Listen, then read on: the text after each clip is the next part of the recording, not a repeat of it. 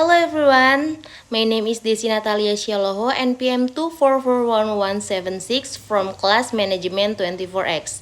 Today I will going to talk about line and staff rules in human resource management. I hope you enjoy the presentation. Halo semua, hari ini aku akan ngebahas tentang kolaborasi antara line manager dan staff HR dalam manajemen sumber daya manusia. Seringkali kita berpikir nih bahwa urusan SDM adalah tugas HR saja. Padahal implementasi dalam sehari-hari banyak berada di tangan manajer line atau manajer lini. Dalam presentasi ini, aku akan ngebahas definisi kedua peran itu, tanggung jawabnya, bagaimana hubungan kerja yang ideal antara mereka, serta tantangan apa aja sih yang sering muncul dan strategi apa sih yang untuk mengatasinya. Jadi kalian jangan bosan-bosan ya ngeliat video aku sampai habis, oke? Nah, dari slide ini kita akan ngebahas nih tentang pengertian line dan staff. Apa sih line dan staff itu? Apakah beda ataukah sama? Akan kita bahas sekarang. Pertama-tama, line itu adalah unit utama yang bertanggung jawab langsung atas pencapaian tujuan inti dalam organisasi atau perusahaan itu. Misalnya nih, produksi, pemasaran, dan operasional. Sedangkan staff adalah unit pendukung nih teman-teman, yang menyediakan keahlian nasihat dan layanan kepada unit line atau lini. Contohnya HR, keuangan, atau divisi hukum. Jadi intinya, line adalah yang menjalankan bisnis, sementara staff adalah yang mendukung jalannya bisnis. Jadi mereka ini berkesinambungan nih teman-teman, nggak bisa dipisahin.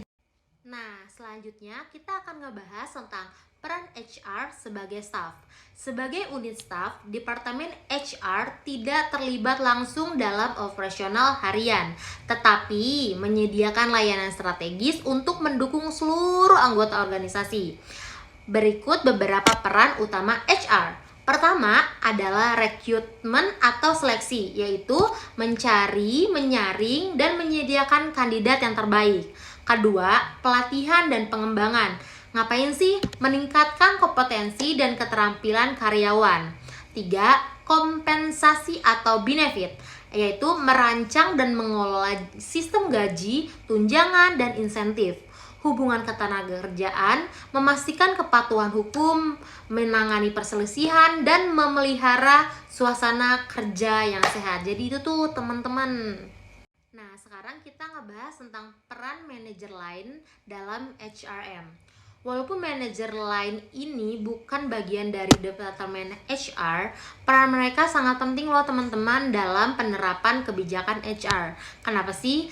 Karena mereka berinteraksi langsung nih dengan tim dan menjadi jembatan antara kebijakan HR dan praktek dalam sehari-hari.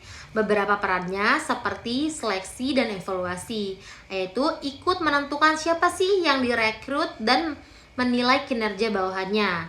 Kedua, coaching atau supervisi, yaitu membimbing, memberi umpan balik, dan mengawasi pekerjaan harian. Ketiga, menangani konflik dan disiplin. Apa aja sih? Menyelesaikan masalah di unit mereka dan menegakkan aturan-aturan. Keempat, melaksanakan kebijakan HR, yaitu memastikan nih kebijakan HR yang dijalankan dengan konsisten dalam tim mereka. Nah, dalam slide ini kita akan melihat contoh tugas HR atau staff dan line. Aktivitas HR dan manajer lain yaitu merekrut, menyaring dan menyediakan kandidat, memilih kandidat yang paling cocok dan menerima mereka, pelatihan, mendesain dan menyelenggarakan program pelatihan, menentukan siapa yang perlu mengikuti pelatihan, dan penilaian kinerja, menyediakan sistem dan alat evaluasi, melakukan penilaian langsung terhadap bawahan. Kolaborasi keduanya sangat penting nih agar proses HR berjalan lancar dan sesuai dengan kebutuhan unit kerja. Nah, gimana sih harusnya hubungan antara staf HR dan manajer line? Ada 3 aspek penting nih teman-teman. Pertama, interdependensi atau saling ketergantungan. HR merancang kebijaksanaan, namun manajer lini adalah pihak yang menerapkan di lapangan. Kedua, kolaborasi. Perlu komunikasi dua arah agar kebijakan tidak hanya formalitas di atas kertas.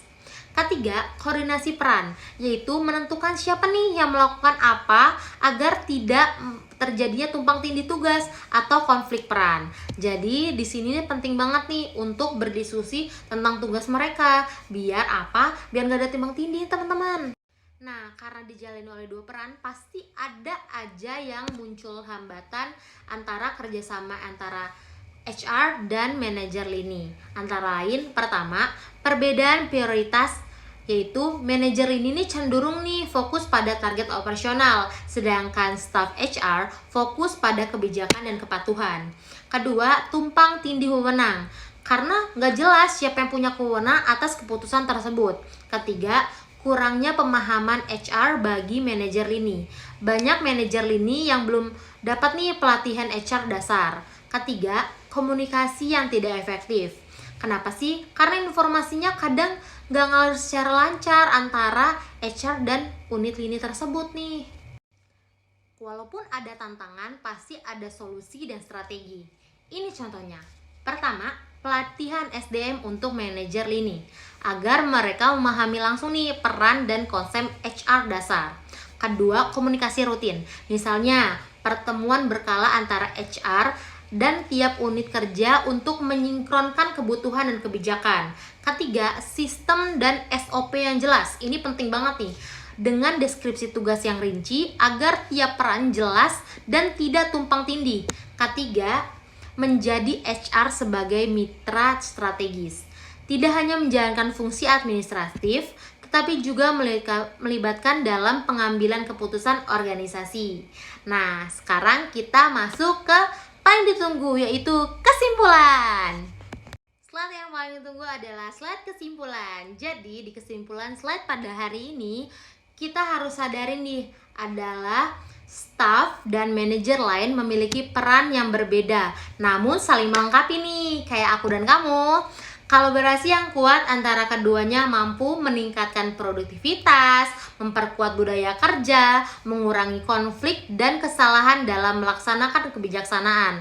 Mari kita dorong agar HR tidak hanya menjadi fungsi administrasi, tetapi benar-benar menjadi mitra strategis dalam mencapai visi dan misi perusahaan. Yeah, my presentation is now finished. I hope you found it easy, understand, to helpful. Thank you. Bye.